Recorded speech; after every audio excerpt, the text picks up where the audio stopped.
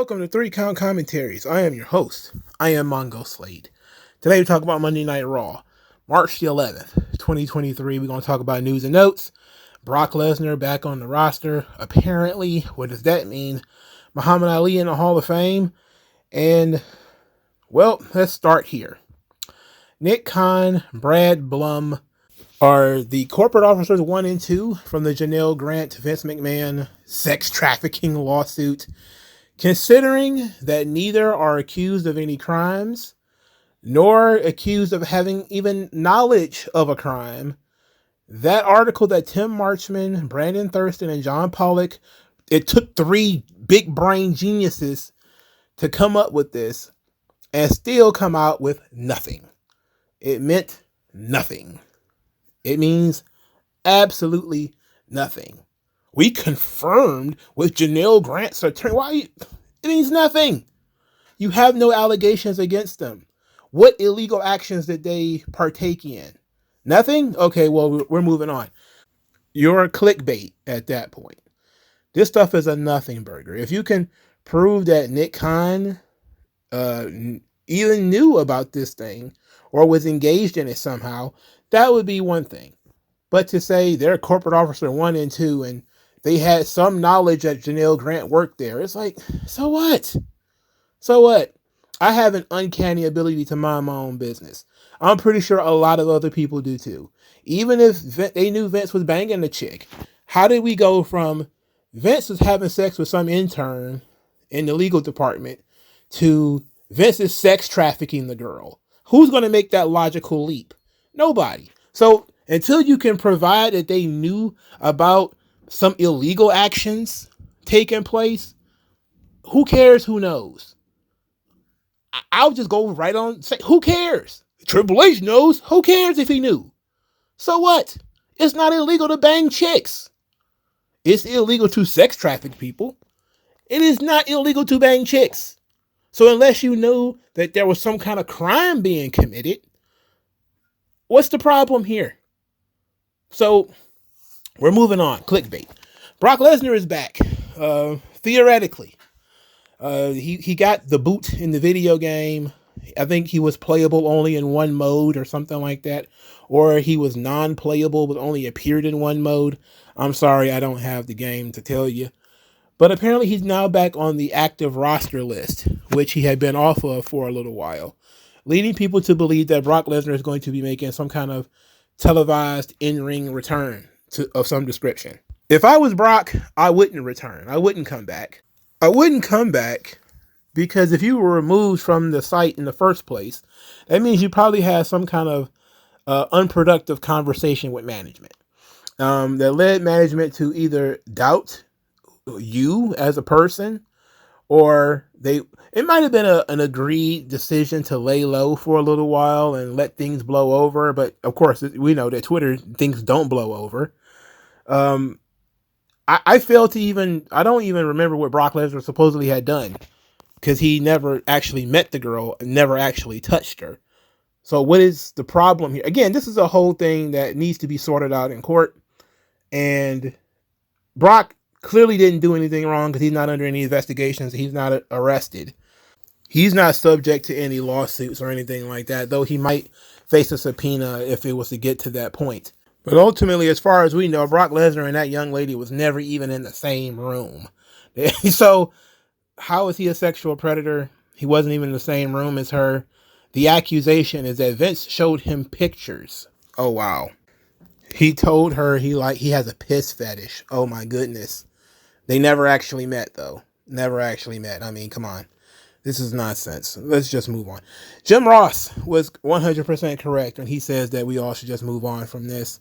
Everybody who is obsessing about it, to me, is quite unhealthy. I think it is a huge story, but things do not cook if you keep opening the oven every 5 minutes. You got to let things cook. You know, my problem has always been the amount of gossip, the amount of he said, she said, no facts popping up, just more, here's what we figured out. How does this forward the story? It doesn't forward the story at all, really, because none of these people are implicated in anything illegal. I guess you're going to harass them in quarterly earnings calls, but that's about it. Other than that, there's not much to this. You're going to keep trying to open the oven and make a story where none exists. So there's that. All right, so Muhammad Ali, he's going to the Hall of Fame. I'm surprised, shocked even, that he isn't in there already. So, well deserved, of course. I wonder if they would put in Joe Louis, which I hope that actually occurs one day. Joe Louis wrestled a couple of matches too. On top of being a referee on and off, he wrestled a couple, not a lot, but a few matches. It's an aberration, of course, in the career of Joe Louis, but he did give his body to the business, and he was famous. I don't think he was a big draw because he was kind of washed at the time, but I mean, it is what it is. I would have liked to see Joe Louis get put into the Hall of Fame as well. I think he deserves it. Why not? All right, let's get into this Monday Night Raw thing. McIntyre and Seth Rollins had a very long promo segment, which I did not care for. Seth Rollins, oh boy, at least he was not wearing women's clothes this week, which is good. So Drew McIntyre says that Seth Rollins has his own selfish agenda. He's a junkie, had to get his fix. And he says that people need to understand what the bigger picture is. The bigger picture is The Rock. And the next evolution of this business is working with The Rock. So Seth Rollins comes out there and says that if Drew McIntyre wants his full undivided attention, he's got to give him another Claymore. And he kind of dared Drew McIntyre to do it. Drew, of course, would not. Instead, Drew McIntyre said that Seth Rollins was right all along. You got to get over the bloodline. Seth Rollins is now more obsessed with the bloodline than Drew McIntyre was in the past. Drew has just been telling Seth to take his own advice. Get over the bloodline.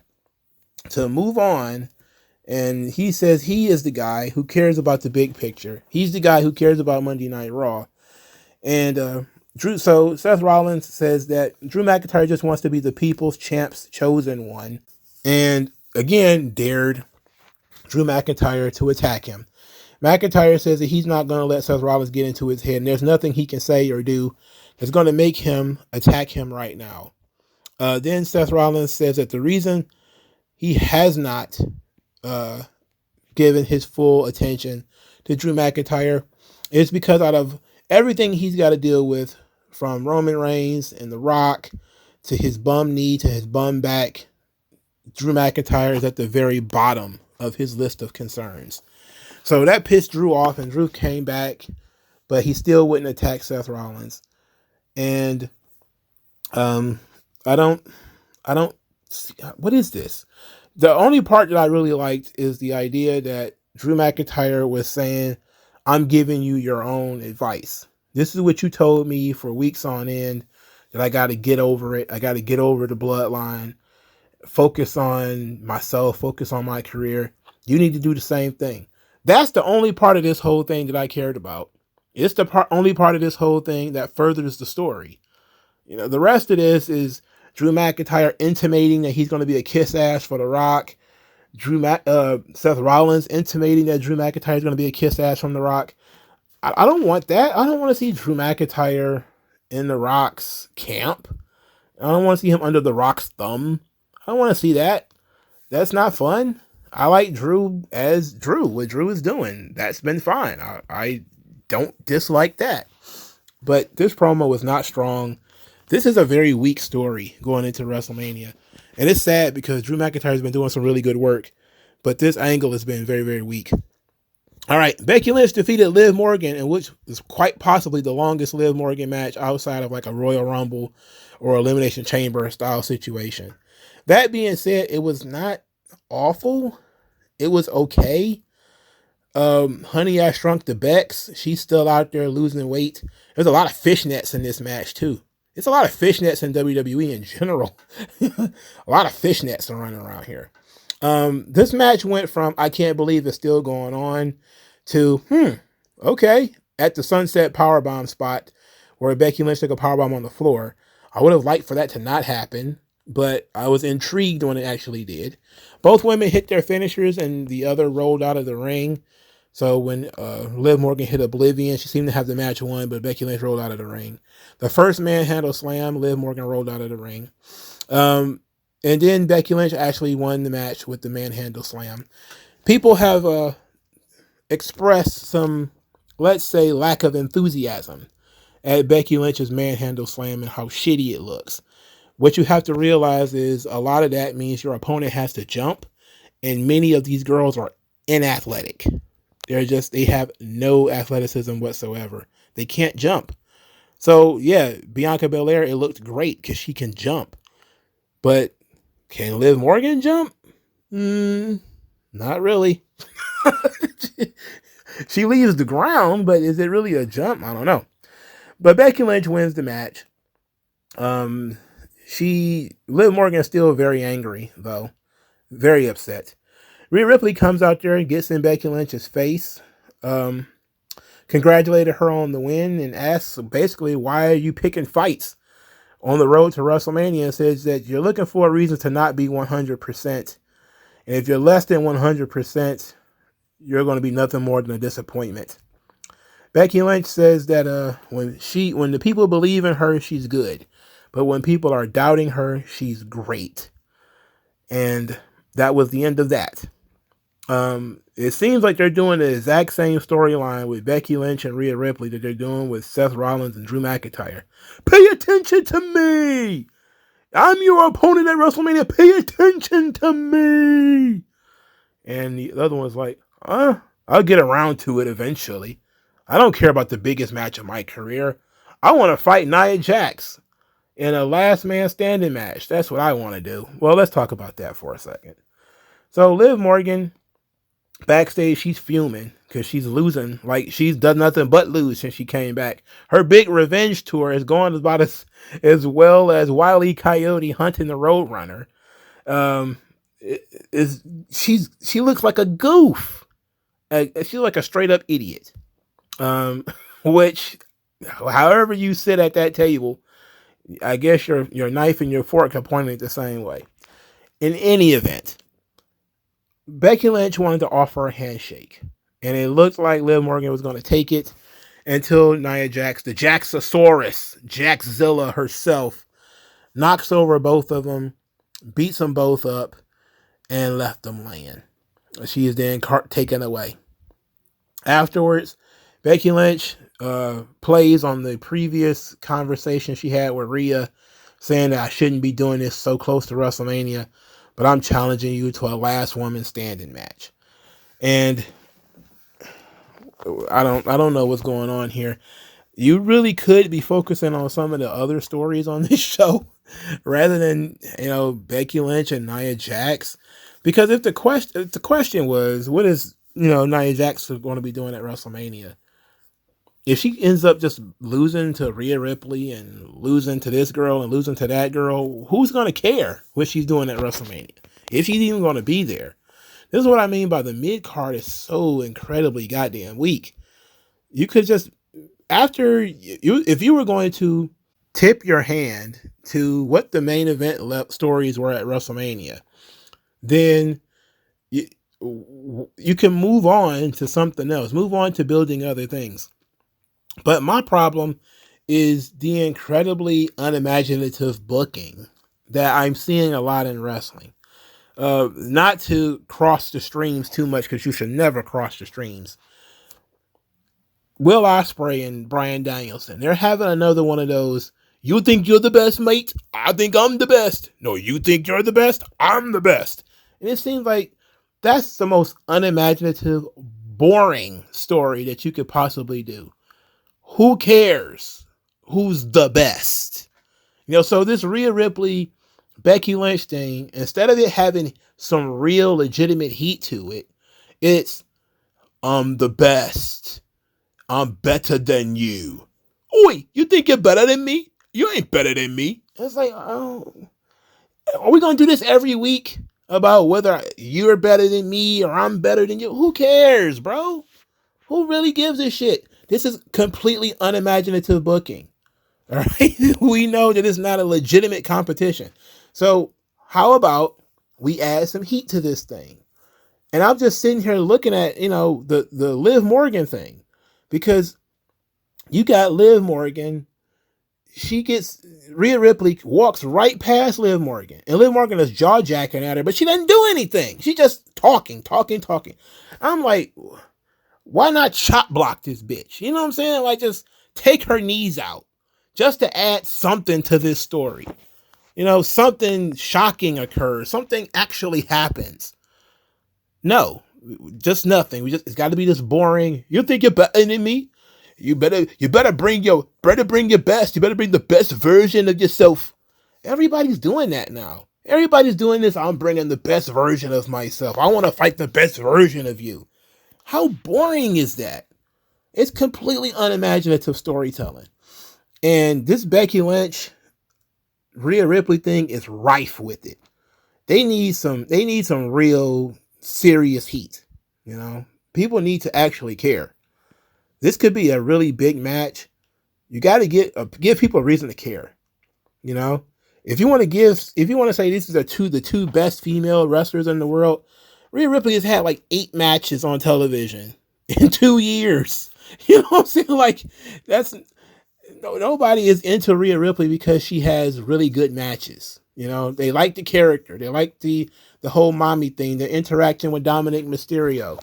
Then they took that away. So now they don't interact anymore. She's some kind of pseudo baby face now, where she's not quite a heel, but she's not quite a baby face. She was more closer to babyface a couple of weeks ago for that show in Australia, but now they haven't turned her back heel yet.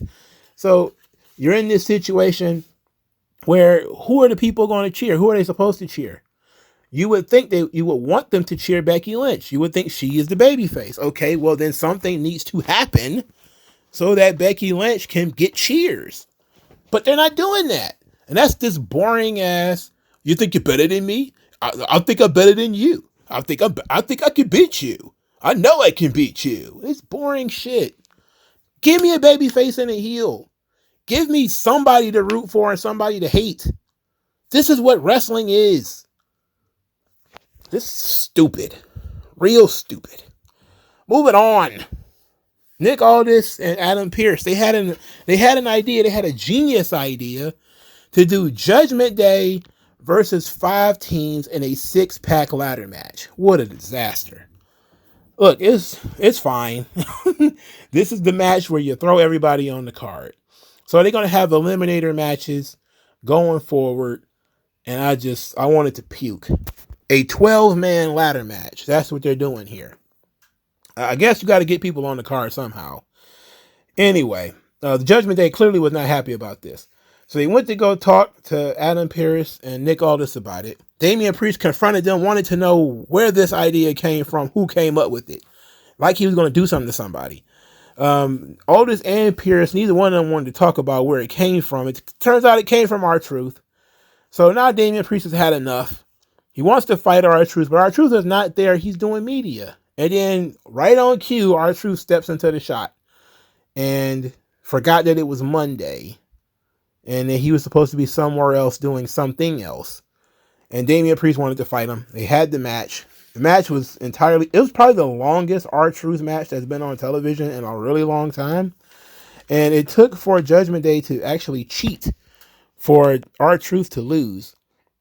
So Damian Priest defeats them. DIY came out there to help. They got beat up. Everybody got beat up by Judgment Day. This sucks. I don't like the idea of like the 12-man ladder match. It seems very, very gimmicky. But okay. I guess you're not going to do a battle royal or something. People want a ladder match at WrestleMania. I don't know why they feel like they have to have a ladder match at WrestleMania. You don't. I know they had a couple of Money in the Banks at WrestleMania, but you don't need to have a ladder match at WrestleMania all the time. Don't give in to people feeling entitled. Book things that make sense. This tag team division is an absolute disaster. That's the only reason I'm saying, okay, fine. You want to do a 12-man ladder match? Go for it. Because this tag team division is absolute bat guano. From the jump, it's terrible. It sucks. So yes, go ahead. Do your 12-man ladder match. Do your thing. I don't care. Okay, so Ivy Nile and Maxine Dupree were defeated by Indy Hartwell and Candice LeRae. And we get some of the strangest storytelling I've seen in a really long time in this match. Maxine Dupree is on the ring apron. She finally gets tagged in and she pumps up the crowd and she's going to do that reverse caterpillar that she learned from Otis. So she does the reverse caterpillar. Candice LeRae jumps in the ring, yells at her like, "You're really going to do this? You're going to do this against us? What are you doing? What are you doing?" And then dressed her down by saying she doesn't belong here. You should hear how the people talk about you in the locker room, and this is why the people boo you. Too bad your dead brother isn't here to see. And Maxine Dupree just starts crying. This is the middle of the match. She started cutting a promo in the middle of the match, bro. In the middle of the match. She's in the corner cutting a promo.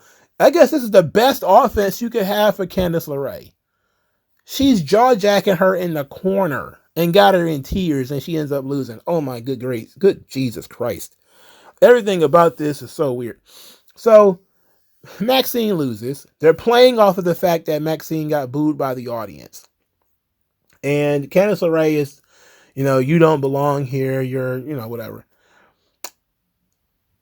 I was not expecting that Maxine Dupree has a real dead brother.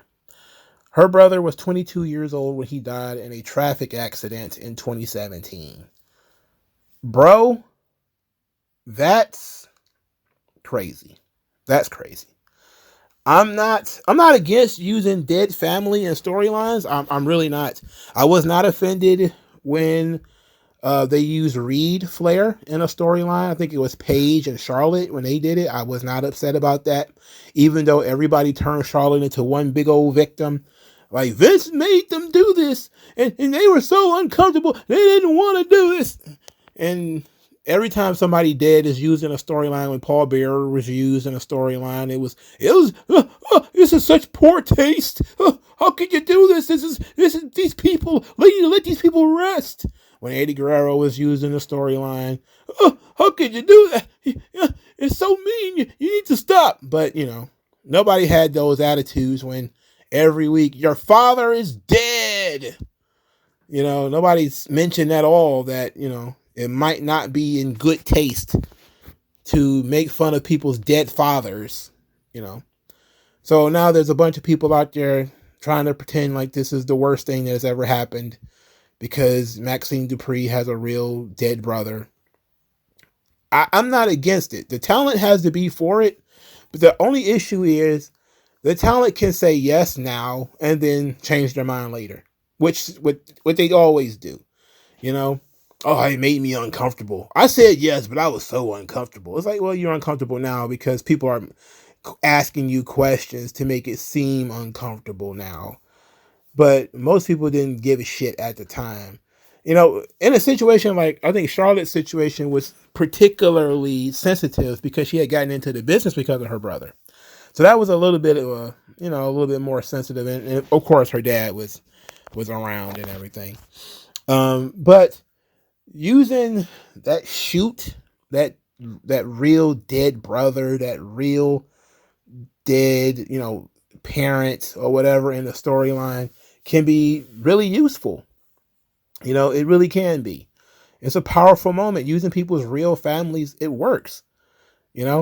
So I'm going to say, as long as she was all right with it, I don't have a problem with it.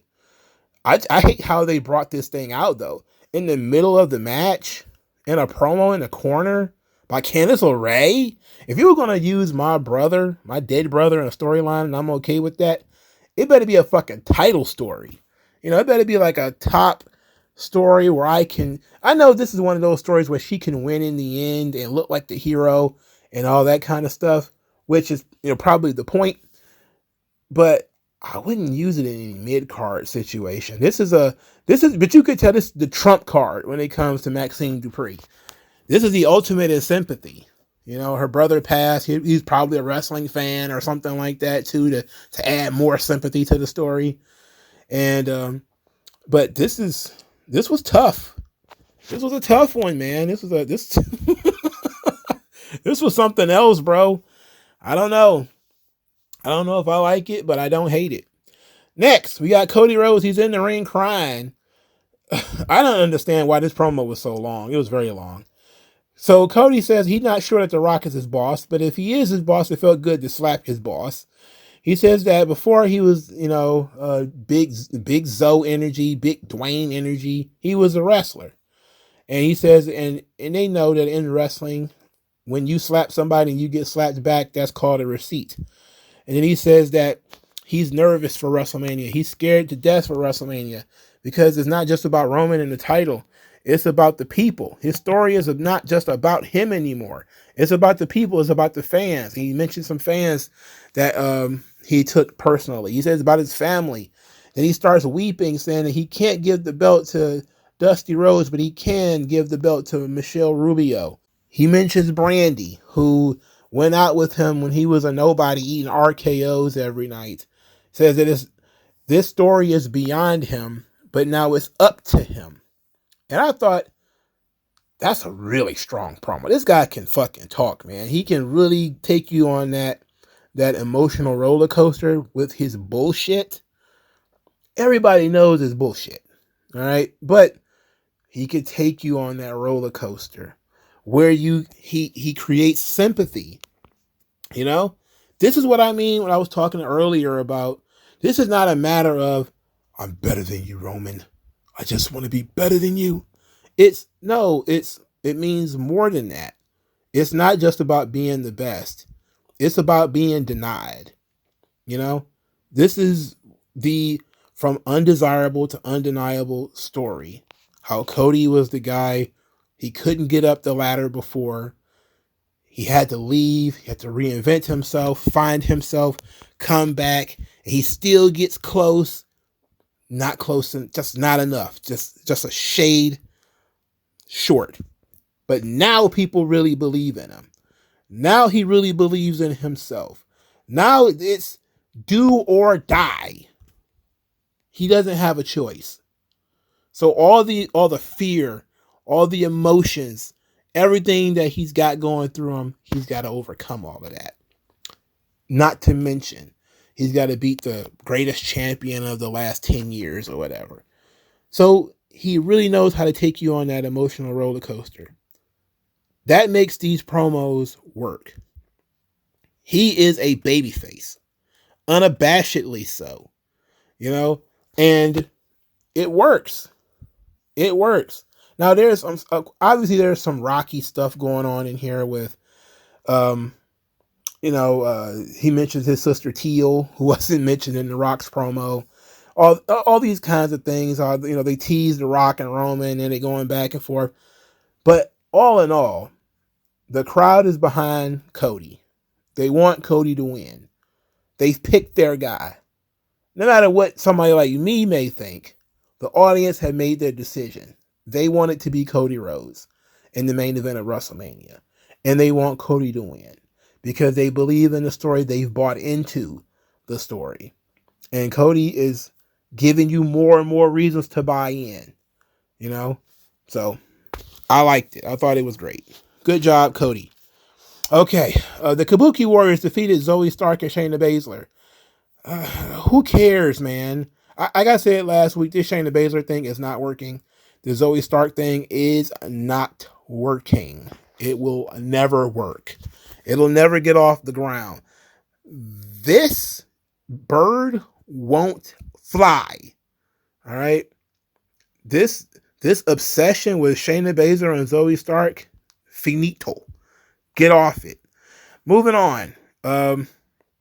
Andrade, he ran into Rhea Ripley backstage. They were supposed to talk business, but Dominic Mysterio is not there.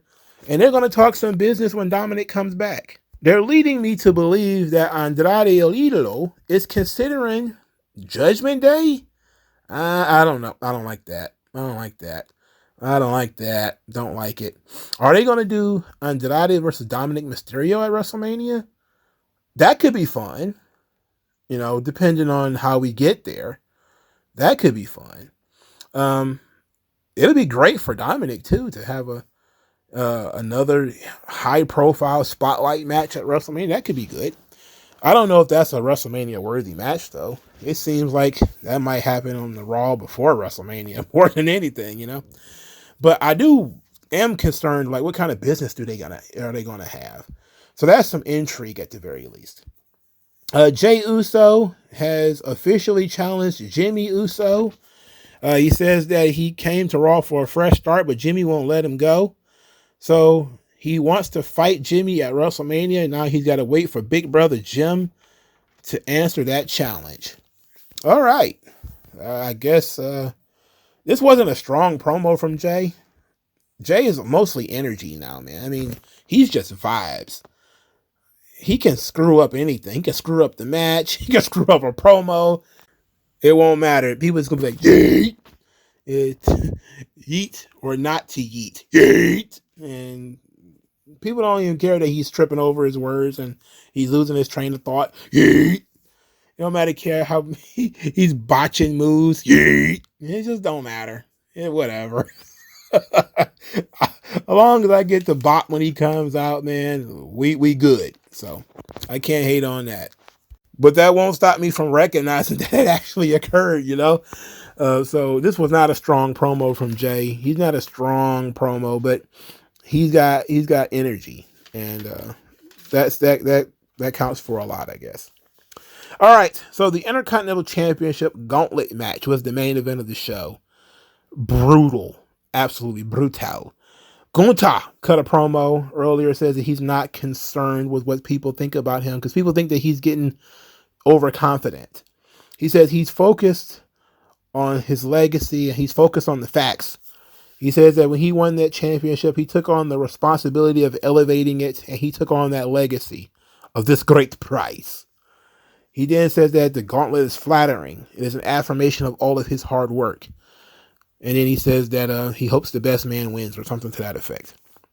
So throughout the night, we were getting promos from the various men, from Ricochet and McDonough and Sammy and Reed and Nakamura and Gable. And the Gable promo was amazing. The Gable promo was tremendous. It was very good. But then we had the match. And I hate gauntlets. And it seems goofy to me. Let me tell you this. When Sami Zayn won this match by pinning Chad Gable, my interest in the Intercontinental Championship match at WrestleMania took a nosedive. I can tell you right then and there, I don't care about Gunther versus Sami Zayn. I really don't give a shit. Why don't I give a shit? Because the story was right here for Chad Gable. They had Chad Gable cut a promo for Twitter where, of course, he did something similar to the promo. It might have been the same damn promo that ended up being played on Raw. And this is a guy who got embarrassed in front of his family. His daughter cried. His feelings are hurt. He's super motivated. You get the crowd behind this guy, and then you beat him. Why? What the fuck for? So Sami Zayn can get on the show? They're telling me that Sami Zayn is fasting for Ramadan. He can't drink water or eat anything during the day. But he also couldn't go to the gym. He also couldn't. I mean, you can't get a tan during Ramadan. Mustafa Ali has a nice tan. Well, he's probably naturally brown skinned. He's he's Pakistani. But Jesus Christ. This guy, he comes out there, he's damn near Sheamus. What is happening to Sami Zayn? And he is, my goodness. I mean, that is not a wrestler's physique. It's not a wrestler's body. I don't know what's going on with this guy, man. In any event, the Sami Zayn Chad Gable part of this thing was, of course, very good. Both of these guys are very talented. Chad Gable was clocked into his Kurt Angle mode. He even took the straps down. I love the ankle lock spot where it looked like he had that ankle lock on for so long though that eventually you knew that it wasn't going to end because he had the ankle lock on for far too long. And then you also kind of figured it was going to play into the finish. So when they did the second ankle lock, well, probably the sixth ankle lock or however many it was, and Sami Zayn countered it. Well, Chad Gable's shoulders weren't even down, if we're being honest. But the pin, I immediately was like, yeah, this sucks. I'm sorry. Look, I don't dislike Sami Zayn, but let's just be honest here. This wasn't his year. Okay, this is not his time. It's time that we should have been moving on to Chad Gable. That's the story. I think that's where everybody was trying to put all their chips. There's some Sami Zayn fans, don't get me wrong, but Chad Gable had the right story, the perfect story. Going into WrestleMania, biggest show of the year, with his family at ringside, clear-cut babyface, super focused, a guy who had never won a singles championship either. So it's not like a thing where this guy's won titles and stuff before. This guy's never won anything singles by himself. So you're talking about making a new star. Just so many opportunities. And for Triple H, who in such a weird way, when his run started, one of the things I bitched about was the insane amount of Alpha Academy that was on television. For him to now suddenly get Chad Gable to the point where, yes, people do want to see him challenge Gunther for the Intercontinental Championship at WrestleMania and then yank it away. No, we're not doing it. For no good fucking reason. There's no good reason for you not to do it. It's not like you're asking the match to draw any money, because it's not going to draw any money with Sami Zayn either. It's just great match in the upper mid card of the show. Chad Gable can do that. That is within his skill set to do. Why would you take that away from him? So even if you would try to double back in a couple of weeks and make it a triple threat match, which was I'm pretty sure some people are going to say, are they probably going to work off the idea that his shoulders weren't down and they're going to run it back and maybe make it a triple threat match? I don't like that idea. I don't like it. It's stupid to me. Why do this at all? So I don't like it. It's sad, really. I don't see what you book people into the dirt.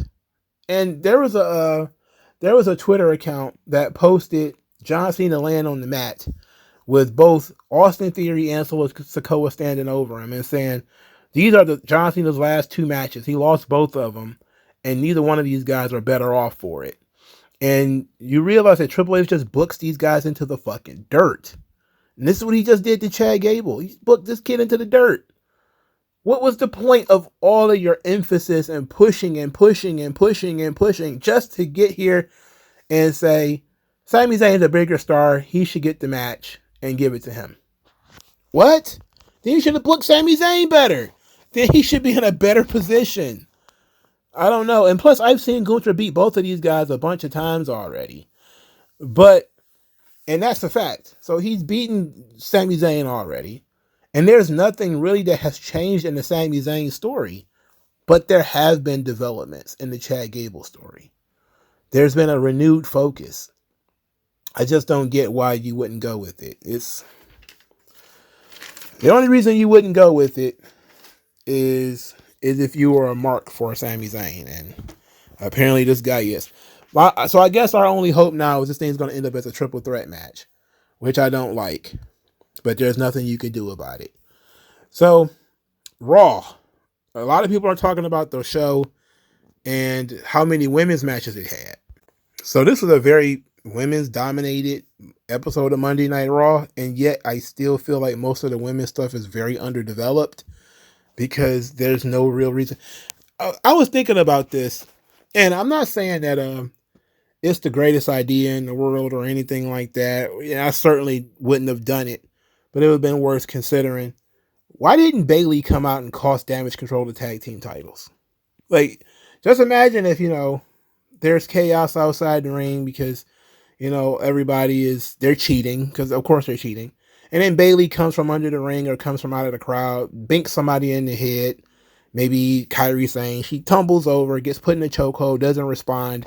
And Zoe Stark and Shayna Baszler win the tag team titles. The roof would have went off the building. Not because anybody cares about Shayna Baszler and Zoe Stark, but because Bayley got one up on damage control. And that's the kind of booking they would have done in the Attitude Era, or even in the Ruthless Aggression Era. It would get a quick title switch.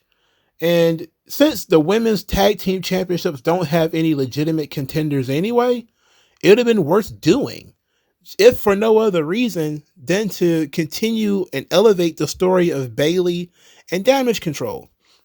And I was wondering the whole time, like, it would be real sick if Bayley did that. And I just was remembered that, Stone Cold Steve Austin actually helped Mick Foley win the championship on the road to WrestleMania.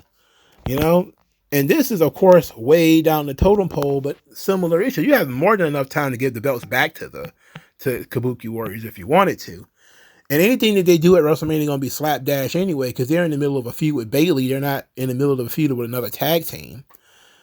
Just think of, or if you wanted to do that, you could just do it with another tag team, But the idea that Bayley is just nowhere to be found, and the idea that Liv Morgan could just let Rhea Ripley, who she hates with all of her heart, walk right past her without doing anything and just jaw-jacking. It's just everybody's way too polite on this show, There's not nearly enough heat. There needs to be more heat. There needs to be, the baby faces need to have some bite to them. The heels need to have some dastardly, underhanded tactics to them, the Damian Priest as the Money in the Bank winner, he's absolutely no threat to Seth Rollins. He's not even teasing. He's not even talking about it anymore. You forget that he even has the goddamn briefcase. So, and the reason why you mention this stuff is because these are all the possibilities and all the excitement you could have on this show if you played with the toys in unique ways. If you didn't just insist on having super long matches, you could do some very interesting things. But let me know what you guys thought of Monday Night Raw. It sucked. I'll talk to you guys later. Tell me what's worse than learning all that you led to believe was all horse crap. They distort so